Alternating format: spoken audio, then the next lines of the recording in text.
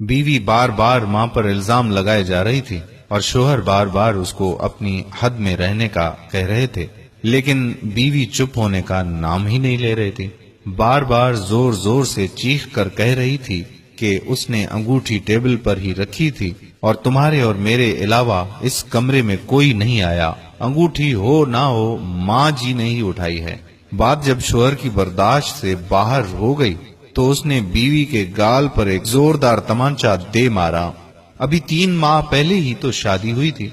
बीवी से तमांचा बर्दाश्त नहीं हुआ और वो घर छोड़कर जाने लगी और जाते जाते शोहर से एक सवाल पूछा कि तुम्हें अपनी माँ पर इतना यकीन क्यों है। तब शोहर ने जो जवाब दिया, उस जवाब को सुनकर दरवाजे के पीछे खड़ी माँ ने सुना तो उसका दिल भर आया।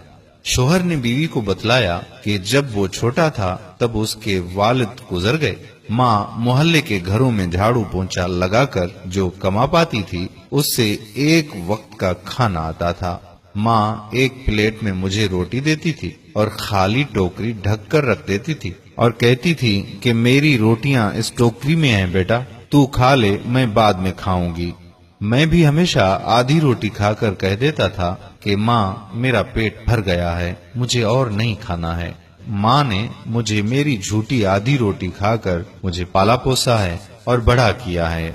आज मैं 2 रोटी कमाने के काबिल हुआ हूँ, लेकिन ये कैसे भूल सकता हूँ कि माँ ने उम्र के उस हिस्से पर अपनी ख्वाहिशात को मारा है।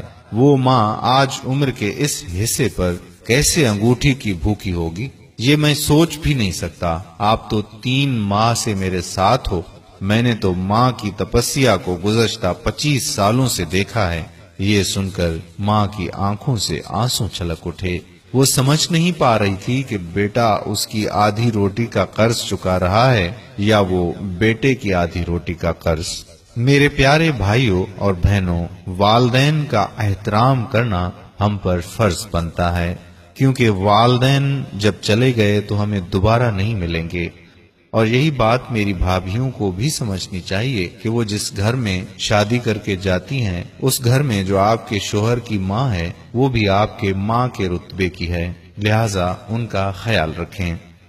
उम्मीद करता हूँ कि हमारी आज की ये वीडियो आपको जरूर पसंद आई होगी और अपने दोस्तों के साथ भी शेयर करेंगे। अगर आपने अभी तक हमारा पेज अल जमील लाइक नहीं किया तो अभी से लाइक करके फॉलो कर दीजिए, ताकि हम ऐसी मजीद मालूमाती वीडियोस आप तक पहुंचाते रहें। जज़ाकल्लाह खैरा।